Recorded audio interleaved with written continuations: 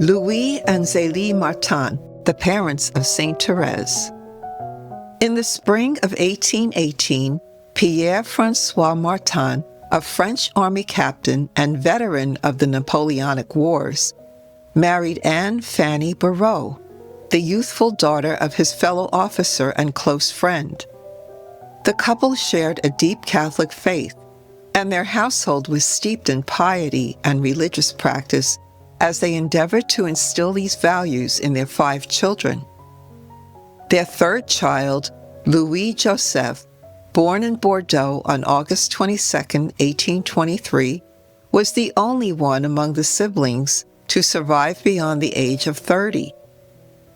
The Martins led the nomadic life of a military family, moving from garrison to garrison across France.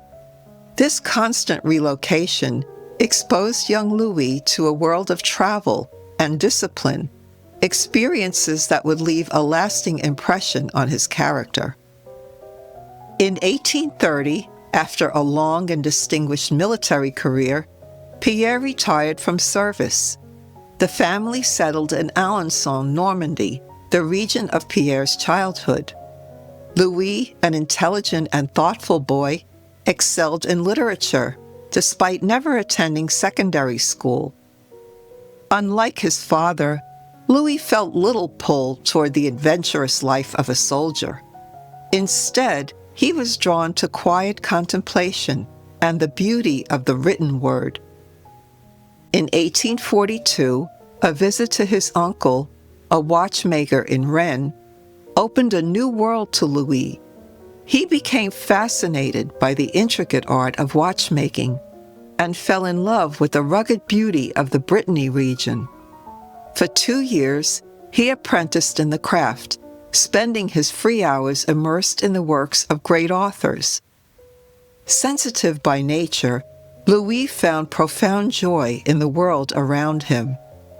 The sight of a beautiful landscape could move him to tears, and he often sought solitude in nature, praying while he hiked the countryside.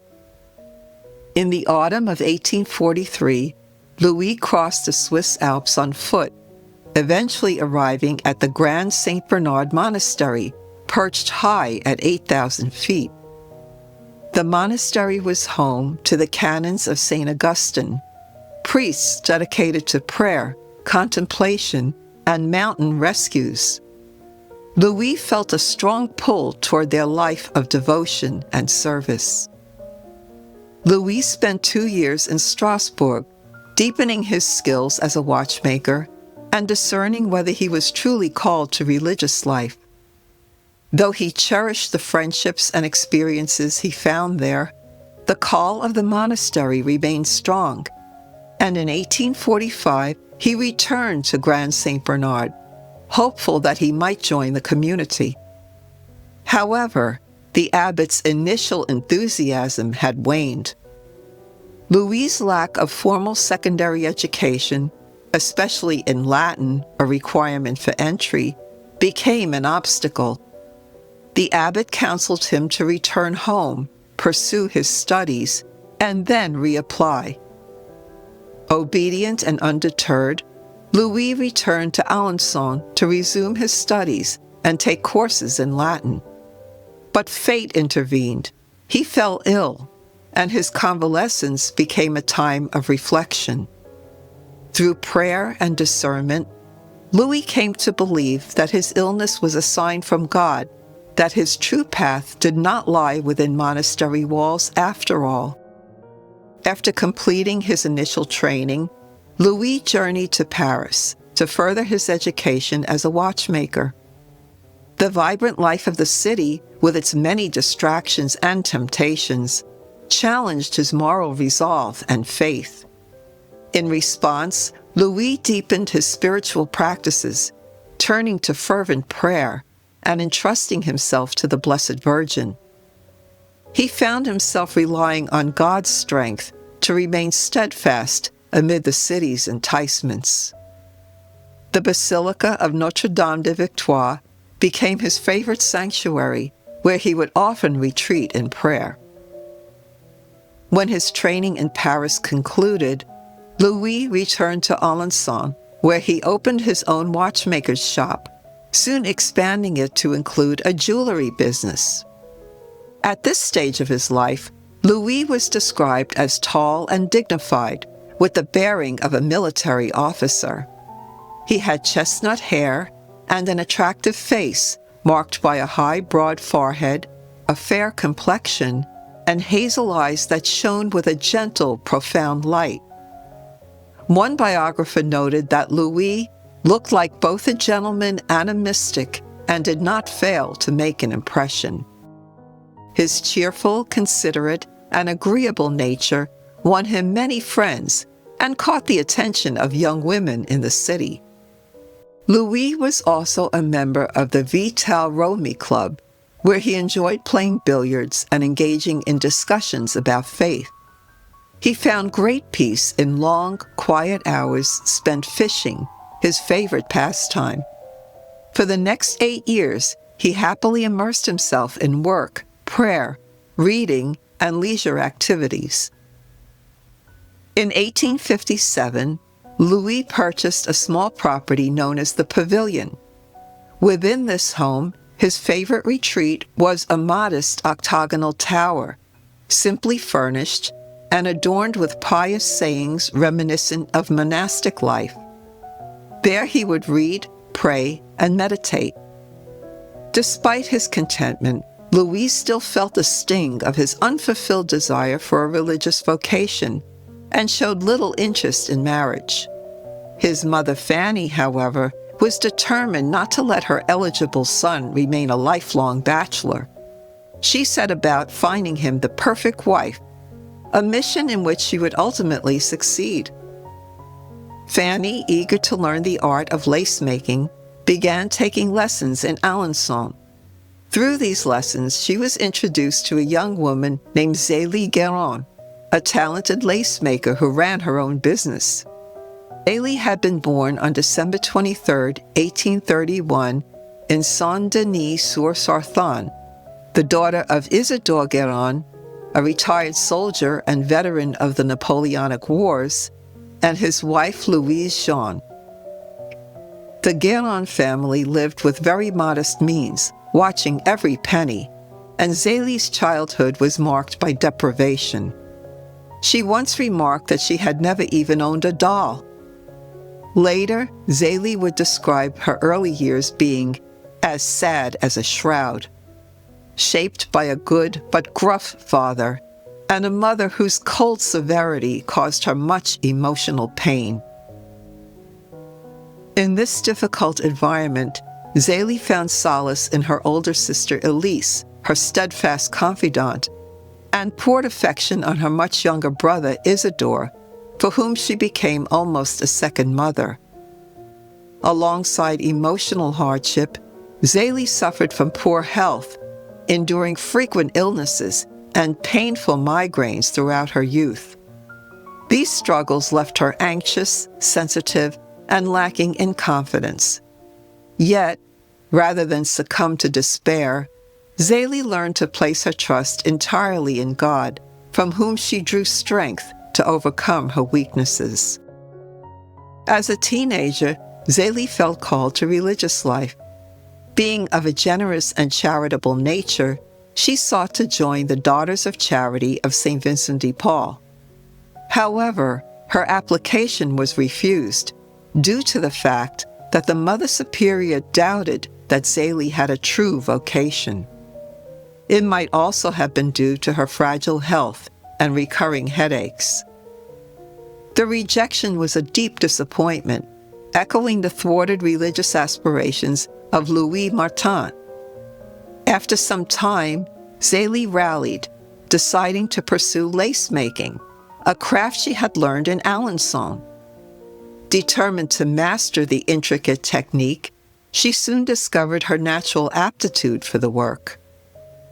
On December 8, 1851, the feast of the Immaculate Conception, while working in her room, Zelie felt an inner voice urging her, "You are to make Alençon lace." She confided in her sister Elise, who was supportive of the idea. Together, the two embarked on this new path, despite having, as Zelie put it, no monetary resources or understanding of business. Nevertheless, although not yet 20 years old, Zelie quickly established herself as a skilled lace maker and the proprietor of her own workshop. She soon gained a reputation for the exceptional quality of her craft and provided work for other women in the community. If possible, Zelie and her sister Elise had grown even closer since starting their lace-making business together. Yet, Elise yearned for the cloistered life, despite numerous obstacles that had so far prevented her from pursuing her vocation. Her health was fragile, and she sometimes suffered from attacks of scrupulosity. Still, deep in her heart, she harbored a fervent wish to become a saint. On April 7, 1858, she set out for the Visitation Monastery in Le Mans. Zelie was heart-stricken at the prospect of losing her sister and resolved that soon she, too, would be leaving her present situation. Around this time, Louis's mother, Fanny, who had been taking lace-making lessons and had met Zelie, was greatly impressed by the young woman. She saw Zelie as an ideal wife for her son and spoke glowingly of her whenever she had the chance. Louis, initially hesitant, gradually became more open to meeting this paragon his mother so admired. In appearance, Zelie was somewhat petite and very pretty, with brown hair worn simply and an innocent face marked by a long, well-shaped nose and glowing dark eyes. Father Stefan Joseph Piat, a biographer, described her personality. Everything about her was vivacious, refined, and amiable, with a lively and refined spirit, good common sense, great character, and above all, an intrepid faith. This was an above-average woman who could draw people's attention. Indeed, she was soon to draw the attention of her future husband, Louis Martin. Despite Fanny's attempts at being an intermediary, it was ultimately God who arranged their first meeting. By a holy coincidence, they happened to cross paths, going in opposite directions, on the Saint-Léonard Bridge one day that April. Zelie was immediately attracted to Louis, and as she walked on, she heard an inner voice say, "This is the one I have prepared for you." Though she did not yet know his name, she would not have to wait long. A few days later, Zelie and Louis formally met, and a strong mutual affection quickly blossomed. Not long after, they became engaged and were married on July 12, 1858. As a wedding gift, Louis presented Zelie with a beautiful medallion he had designed and engraved himself, depicting Tobit and Sarah from the Bible, a symbol of faith and blessing for their new life together. On the very first day of their marriage, Zelie brought Louis to the convent so he could meet her beloved sister Elise, now Sister Marie Dosite. The visit, however, overwhelmed Zelie. She broke down in tears, not only from missing her sister, but also from the pain of having relinquished her own dream of the consecrated life. She was now beset by doubts about her decision to marry. Adding to her distress, Zelie realized she knew nothing of the facts of life, and Louis, ever patient and gentle, had to explain these things to her, a situation not uncommon for the time. Sensitive to his new bride's turmoil and the shock of so many changes, Louis kindly suggested that they live platonically, as brother and sister rather than as husband and wife.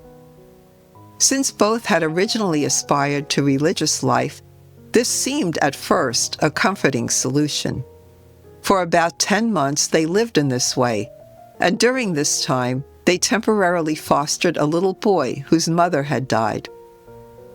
During these months their love deepened and matured. Gradually, they came to recognize that their true vocation was to marriage, to be lived fully and generously. Encouraged by their priest, they set a time to end their abstinence and embrace their calling as husband and wife. When children began to arrive, Louis and Zélie found even greater confirmation of their path. Zélie would later tell her brother, "Oh, I do not regret getting married." Though they had both once longed for religious vocations, their road to sainthood was to be found in marriage and parenthood. Over the years, Zélie wrote, "I am still very happy with him. He makes life very pleasant. My husband is a holy man, and I wish that all women could have such husbands." She always called him, "My good Louis." Until 1871, Louis and Zélie lived in the house of Louis's parents, who lived on the top floor. Louis's watchmaking shop was on the first floor. Louis's father died in 1865, and in 1867, Zélie's father, a widower who was finding it increasingly difficult to live alone, came to live with them until his death the following year. In 1870, as Zélie became increasingly overwhelmed by the volume of work in her lace-making business, Louis closed his shop in order to dedicate himself entirely to helping Zélie with her business. This was a very unusual practice at the time and shows the depth of Louis's selfless devotion to his wife. Louis and Zélie had 9 children, although only 5 survived childhood. The 5 daughters who survived all became nuns. The youngest, Thérèse, was canonized as a saint in 1925. Their children were Marie-Louise, born 1860, became Sister Marie of the Sacred Heart, Carmelite at Lisieux. Marie-Pauline, born 1861, became Mother Agnes of Jesus, Carmelite at Lisieux. Marie-Léonie, born 1863, became Sister Françoise Thérèse, Visitation Nun at Caen. Marie-Hélène, born October 1864, died February 1870 at age 5. Joseph Louis, born September 20th, 1866, died February 1867. Joseph Jean-Baptiste, born December 19th, 1867, died August 24th, 1868. Marie-Céline, born 1869, became Sister Geneviève of the Holy Face, Carmelite at Lisieux. Marie-Mélanie Thérèse, born August 16, 1870, died 2 months later. Marie-Françoise Thérèse, born January 2, 1873, became Saint Thérèse of the Child Jesus, Thérèse of Lisieux. The Martins faced profound suffering, losing 4 of their 9 children in infancy or early childhood. Rather than allowing grief to harden them, they responded with trust in God's providence. Zélie wrote after burying a child, "When I closed the eyes of my dear little children and buried them, I felt sorrow through and through. But my children were not lost forever. Life is short and full of miseries, and we shall find our little ones again up above." With each passing year, Louis and Zélie's love only grew stronger. 15 years into their marriage, Zélie wrote to Louis while away visiting family, "I am longing to be near you, my dear Louis. I love you with all my heart, and my affection for you is increasing because I am deprived of your presence. It would be impossible for me to live apart from you. I embrace you, and I love you."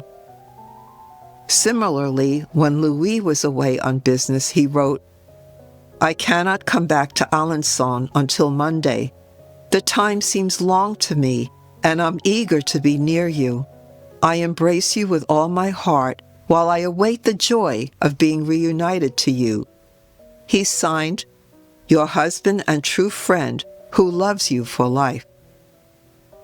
Zelie and Louis embodied a marriage of mutual love, faith, and practical partnership, navigating life's challenges with grace and humor. Zelie often saw herself as anxious and distant from the holiness she sought. Yet her daughters remembered her quite differently, as intelligent, energetic, tender, warm, and joyful, with a humor that sometimes poked fun at herself. Zelie placed deep trust in Louis, whose steadfast support helped her through anxious times when she was overcome with what she called her dark thoughts. Zelie was a woman of strength and faith, not because her life was easy, because it certainly was not. Rather, it was due to her own generous nature and her great faith and trust in God. Louis, by contrast, was gentle, calm, and thoughtful, devoted to caring for his wife and family. Saint Thérèse described him as having the sweetest nature in the world, shaped by the example of Saint Francis de Sales. Fiercely opposed to injustice and hypocrisy, he was a strong advocate for the poor and vulnerable. While Louis studied Zelie in her moments of weakness, she softened his sharper edges, creating a perfect balance between them. Their communication was marked by honesty and an uncanny ability to understand each other without words. As Zelie once put it, "He didn't need to say it. I knew very well what he thought." Faith was a shared passion. They often discussed spiritual matters and delighted in reading the lives of saints together. Though Louis usually made the final decisions, typical of their era, he was far from authoritarian. He welcomed Zelie's opinions and let her act in her own way even when they disagreed. They faced problems as a team, with Louis often calming Zelie's anxieties rooted in her difficult childhood. As in all successful marriages, they also respected each other's need for solitude. Louis often retreated to his pavilion or went on pilgrimages, while Zelie found peace in quiet moments writing letters or attending devotions. Like any couple, they had their share of friction, mostly about their children. They agreed on education, but sometimes clashed on other issues, never holding grudges and often ending disputes with laughter. Zelie knew how to gently influence Louis. When their daughter Marie wanted to attend a retreat, but Louis initially refused, Zelie assured her, "Let me take care of it. I always get what I want without having to fight. There is still a month to go, and that is enough time to persuade your father 10 times over." True to her word, she tactfully convinced him that same day. Zelie showered her children with a tender love she herself had never received from her own mother. Louis was a wonderful father, telling the children stories, playing games with them, taking them on long walks, singing old French songs, and imitating nature sounds to the children's great delight. He could, however, be firm when necessary, and could bring sibling squabbles to a halt by merely saying, "Peace, children." Louis and Zelie adapted their parenting technique to each individual child's needs. Zelie wanted to spare her children the cold, restrictive upbringing she had endured from her mother, and encouraged an open environment where her children could blossom and flourish. She loved to dress them well in tasteful yet fashionable clothes that she herself lovingly made. Their patience was tested by their third daughter, Léonie, who was difficult from birth, not only because of health problems, but because of her temperament. Traumatized by the death of her sister Hélène, 1 year younger, who had died at age 5, she also felt out of place because she felt herself too young to join her older sisters, yet too old for the 2 youngest ones. Léonie, filled with resentment, was given to impulsive, rash behavior, broke promises, lied, and had a violent temper. Zelie, often driven to despair, still did not give up on her daughter. She put her faith in God and entrusted Leonie to the Blessed Mother. "I hope beyond all hope," Zelie wrote. "The more I see how difficult she is, the more I persuade myself that God will not let her stay that way. I will pray so much that God will allow himself to be touched." Zelie's anxious nature wavered between becoming worried when her lace-making business was slow and overwhelmed when it was busy. Sometimes, during busy periods, Louis and Zélie found it difficult to cope with the workload. During the day, they worked as much as they could while caring for the children, often extending their working hours far into the night. Sometimes Zelie was up from 4:30 a.m. to 11 p.m. Besides her husband and children, Zélie's closest family included her sister the nun, who greatly influenced her, and her brother Isidore.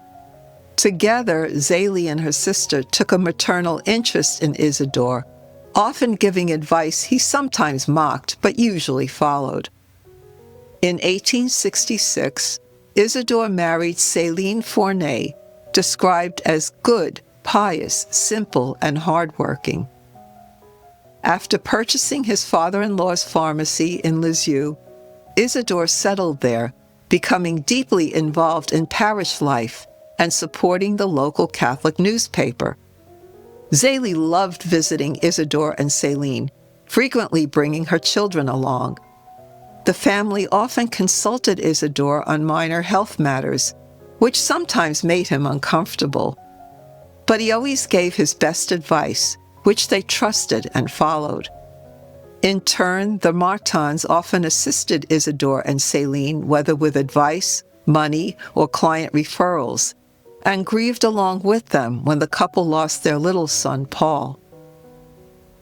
Zélie and Louis Martin balanced their faith with daily life by placing God at the center of everything they did, integrating prayer, devotion, and service into their routine.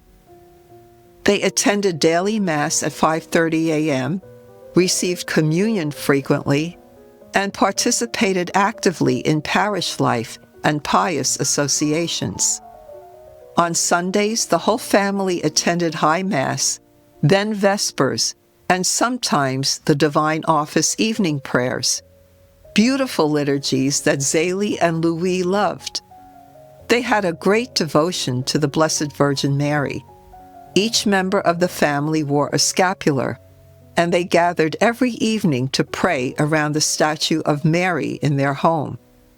This 3-foot-high statue, which the family decorated specially every May, featured Our Lady without a veil and with her hands open in welcome and blessing.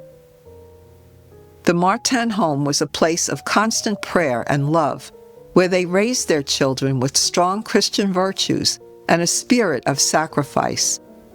These practices were not just rituals, but expressions of their desire to keep God at the center of their home. Both parents prioritized the spiritual formation of their children, ensuring that faith was lived and experienced within the family, not just taught as a set of rules. As one biographer put it, Martin's spirituality can be defined by 3 principles: the sovereignty of God, confidence in his providence, and abandonment to his will. As Saint Thérèse later said, "Heaven is the place toward which all their actions and desires tended." It is from her parents that Thérèse received her first lessons in what she would later develop into her little way of spirituality. Zélie was determined that her children would become saints. She personally guided their religious education, prayed with them, and prepared them for the sacraments. She was gentle but firm, keeping them from bad influences and encouraging them to overcome their faults. The family lived during a time when anti-clerical persecution of Catholics in France was common, but they always dealt with this in a peaceful way, never resorting to violence. Because of their thriving business, the Martin family prospered, but along with their fortune, their generosity grew as well. Louis wrote in 1885, "Give, always give, and make some people happy." But their charity extended beyond money. They also gave of themselves. One day, Louis encountered a homeless family and brought them home with him. Zelie fed them and spoke kindly with them, while Louis found the father a job. When the family regained stability, they sent Zelie and Louis a verse to celebrate the birth of baby Thérèse. "Little bud that has just emerged, you will be a rose someday." This simple sentence could not have been more prophetic. Louis, an excellent swimmer, saved several people from drowning and once rescued an elderly woman from a fire. Zelie regularly took in those in need, feeding them and offering money. Though she sometimes humanly felt hurt when her kindness received no thanks, she never grew bitter. Instead, she offered all her charitable acts to God, knowing that they were for Him, not for personal reward. More than material aid, Louis and Zelie cared deeply about the salvation of souls, praying fervently for those in spiritual need and ensuring that anyone dying in their community received the last rites. One great disappointment was that they never had a son to become a priest and missionary. Yet, God answered their prayers in an unexpected way through their daughter Thérèse, who, though not a missionary herself, would one day become the patron saint of missionaries. On July 19, 1870, the Franco-Prussian War erupted, sending shockwaves through northern France as Prussian and Allied German armies advanced relentlessly. In the waning days of 1870, the Martins, like many families in Alençon, braced themselves as the front lines crept closer. With the fall of Le Mans in January 1871, German forces swept into Alençon. As the bombs began to fall, Zelie and Louis gathered their children and led them into the root cellar, school books in hand, to distract them from the chaos above. Miraculously, their home was spared. The Martins were required to quarter 9 German soldiers on the lower floors of their house, an arrangement that lasted until May 10, 1871. Zelie faced this with characteristic poise. "I am not shy with them," she said. "When they ask for too much, I tell them it is impossible." This time it was Louis who was distressed, so much so that he could neither eat nor sleep for days. Zelie, calm and reassuring, comforted him as he had so often comforted her. Despite the hardship, the Martins' compassion extended even to their occupiers. When Zelie noticed one Prussian soldier looking particularly despondent, she offered him sweets and sat and talked with him. In another instance, when a soldier was caught stealing from Louis's jewelry shop, a crime punishable by death, Louis intervened, pleading for the man's life. The end of the occupation in January 1871 brought relief, but also left the Martins in financial difficulty. Payments for past work were uncollected, and new business was scarce. Gradually, life returned to a semblance of normalcy. The family inherited a larger home from Zelie's father and moved to the small but charming house in a middle-class neighborhood at 34 Rue Saint-Blaise. This would be Thérèse's birthplace and Zelie's last earthly home. 2 years later, on January 2, 1873, little Thérèse was born. Throughout her pregnancy, Zelie was plagued by nightmares and the fear of losing her child. When Thérèse fell gravely ill shortly after birth, Zelie fell to her knees, begging Saint Joseph for help.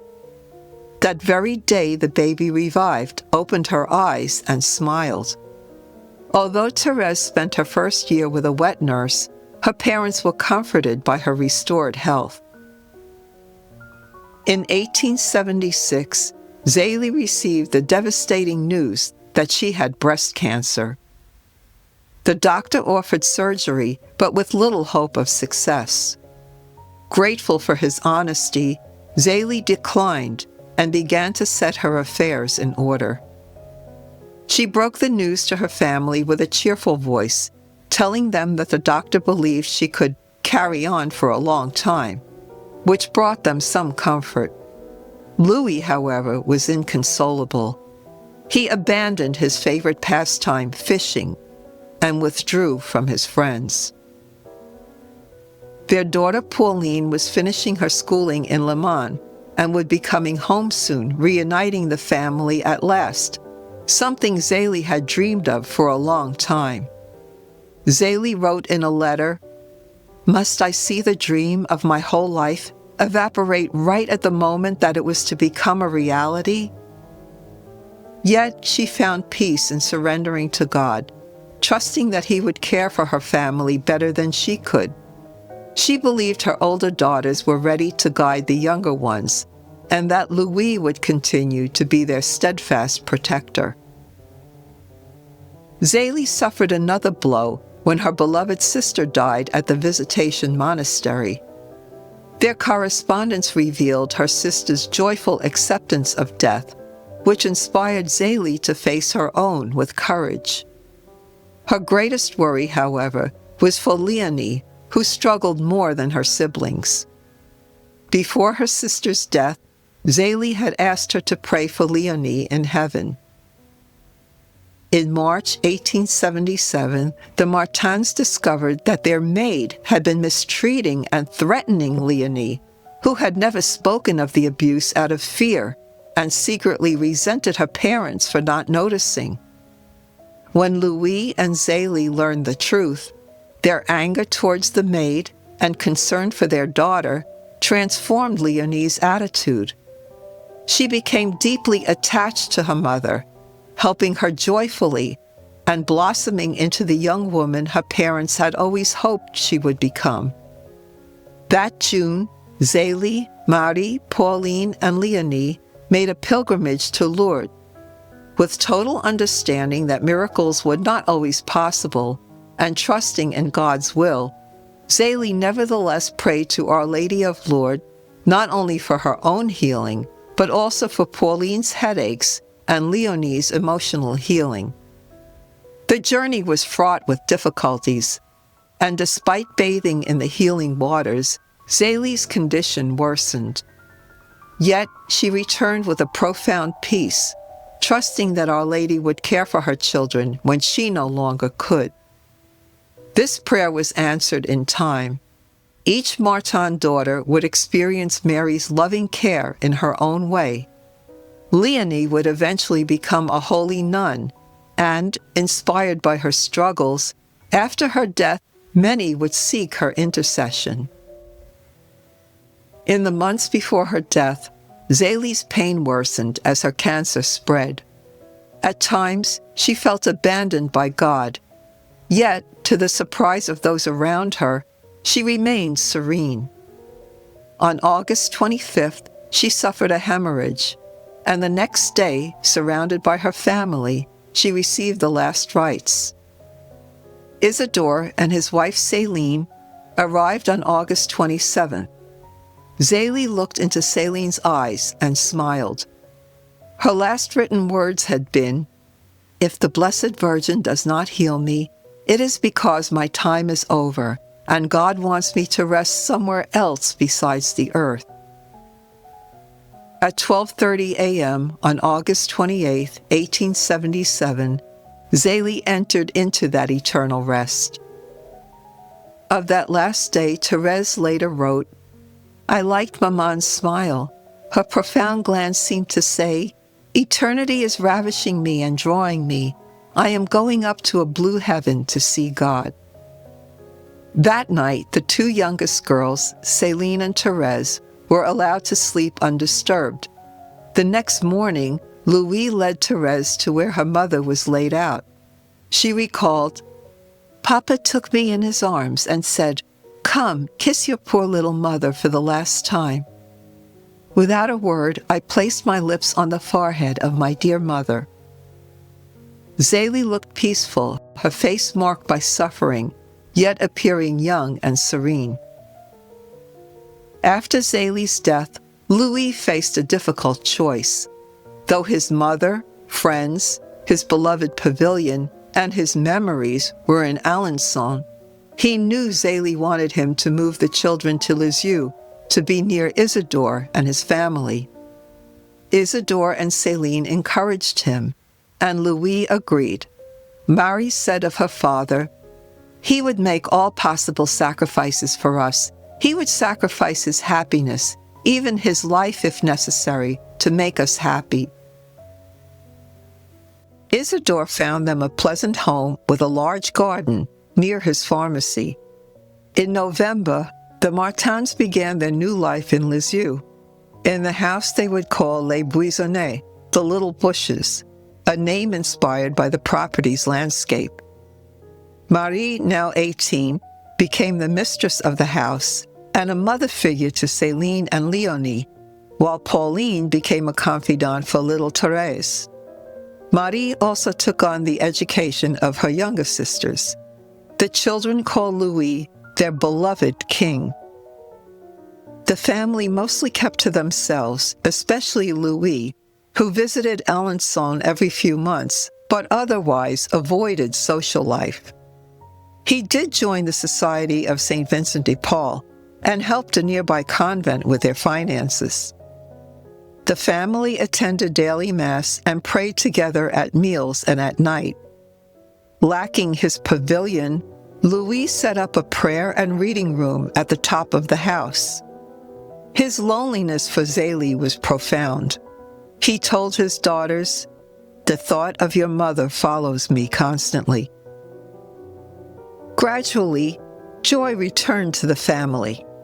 Though they never stopped missing Zelie, they felt her presence in spirit. Louis took the girls on various trips, including Paris, the seashore with the Guérin family, and the Great Exposition at Le Havre. His devotion to his daughters and their deep affection for him shines in the words Thérèse wrote to celebrate his name day. "In growing up, I see your soul full of God and love. This blessed example inspires me, and I want to follow you. I want to become on earth your joy, your consolation. I want to imitate you, little Father, you who are so tender, so sweet, so good." As idyllic as this time together was, it could not last forever. One by one, Louis's daughters felt God calling them to religious life.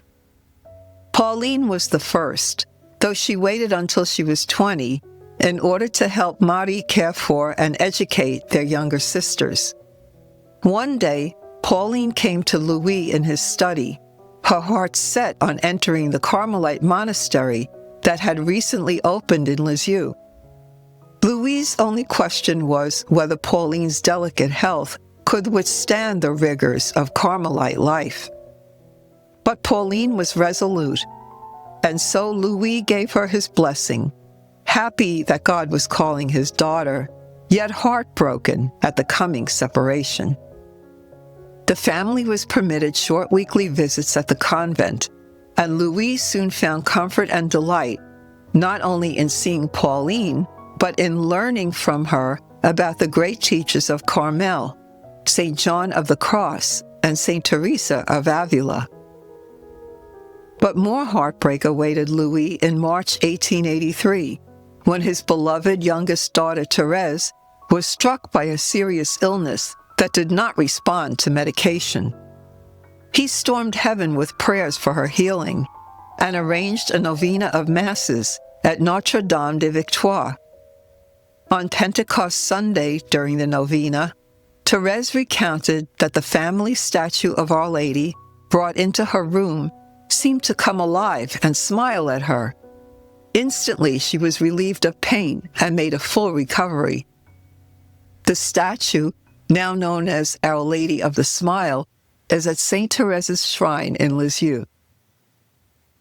That same year, Louis made a pilgrimage with a priest friend to Munich, Vienna, Constantinople, Athens, Naples, and Rome, which he enjoyed immensely, regaling the family with many stories upon his return. But in 1886, Marie announced her wish to join Pauline at Carmel. Louis, who had a special love for Marie, whom he called his diamond, could not hide his distress. He had thought Marie would never leave him, and that this was the greatest sacrifice God could have asked of him. Yet he embraced her and gave his blessing. To add to his sorrow, Léonie suddenly left without a word to join the poor Clares. She soon found the order too austere for her health and returned home a month later. Over time, she would make several attempts at joining the Visitation Order, finally succeeding in 1899. Thérèse, longing to follow her sisters, announced her intention to Louis on Pentecost Sunday, 1887. Through tears, Louis gave his permission, though Thérèse was refused by the Mother Superior for being only 15.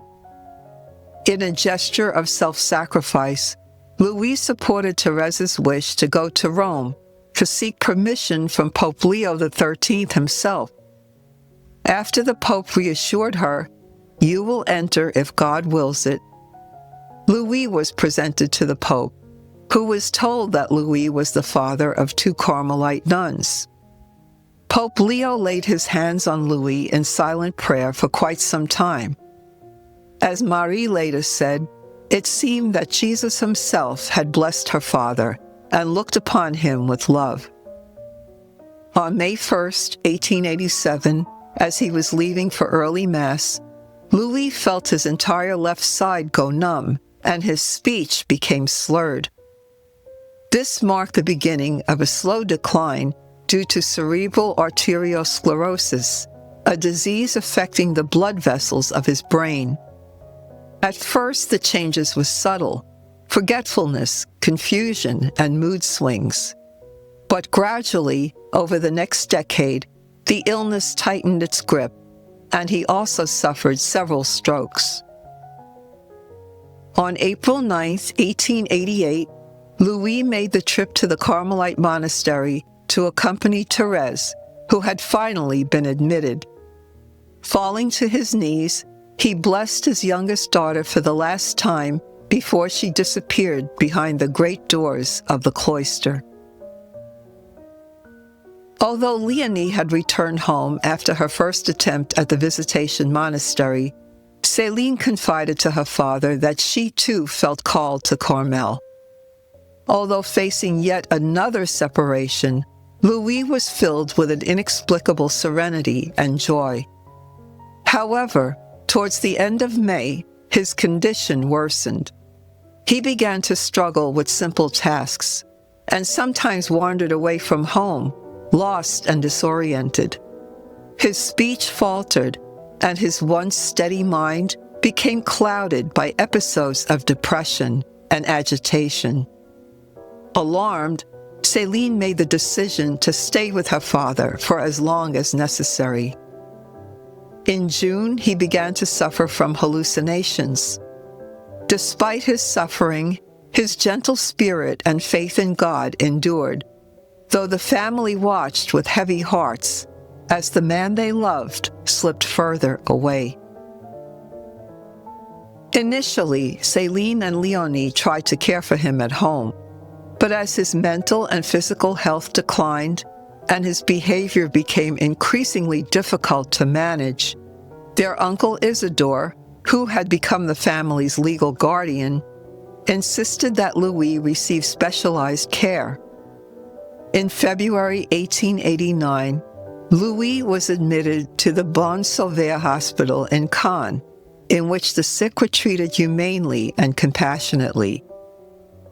One of the nuns who cared for him, Sister Costard, told Louis that he could be an apostle to the other patients.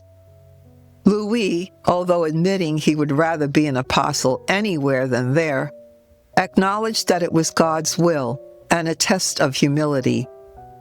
Rather than live in a separate apartment as he could have, he chose to live among the others, sharing with them, during his lucid times, kind words about the love of God, along with the sweets his daughters brought him.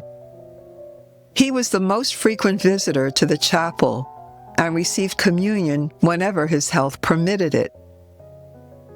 While Louis was in the hospital, where he remained for 3 years, Zelie and Leonie moved to Cannes so they could visit him frequently, though eventually their visits were limited to once a week. After his discharge in May 1892, Louis returned to Lisieux, now paralyzed and unable to speak. He was taken to Carmel to see his daughters at the convent. Unable to speak himself, he appeared to understand when they spoke to him. As they parted, he pointed a finger upward and managed the words, "In heaven." For the next 2 years, he was lovingly cared for at home by Zelie and Leonie. After Leonie entered the Visitation Monastery once again, and his health declined further, Louis and Zelie moved in with the Guérin family, where Zelie continued to care for him. Louis spent his last 2 summers at a property the Guérins had inherited called La Muse, where the beauty of nature seemed to bring him great peace and joy. On July 29, 1894, while at La Muse, Louis Martin passed away, leaving behind a legacy of quiet strength, deep faith, and steadfast love for his family. His illness, though cruel, revealed the resilience and devotion that defined his life. Louis and Zélie Martin's pursuit of holiness through marriage and family life has made them models for Christian families everywhere. Their example demonstrates that sanctity can be found in the ordinary trials, joys, and sacrifices of family life lived with faith and love. Louis and Zélie were declared venerable by Pope John Paul II in 1994. The first miracle required for beatification was the healing of the incurable lung disease of an infant boy named Pietro after his parents had sought the Martins' intercession. They were beatified on October 19, 2008. The second miracle, required for canonization, was the spontaneous healing of a premature baby girl named Carmen, who had suffered a devastating brain hemorrhage and was in a desperate condition. After her parents prayed to Louis and Zélie, Carmen began to improve, and by February 2009, the hemorrhage had disappeared, and there were none of the usual neurological or motor after effects. Louis Martin and Zélie Guérin were canonized together as saints by Pope Francis on October 18, 2015. They are recognized as the first husband and wife with children to be canonized together. Their feast day is celebrated on July 12th, the anniversary of their wedding day. In the words of Pope Francis during their canonization Mass, Louis and Zélie Martin are sublime examples of conjugal love, of an industrious Christian family concerned for others, generous to the poor, and inspired by an exemplary missionary spirit. But perhaps the greatest testimony of all is the simple statement written by their daughter, Saint Thérèse of Lisieux, in her autobiography, Story of a Soul. "The good Lord has given me a father and mother who are more worthy of heaven than of earth." Saints Louis and Zélie Martin, pray for us.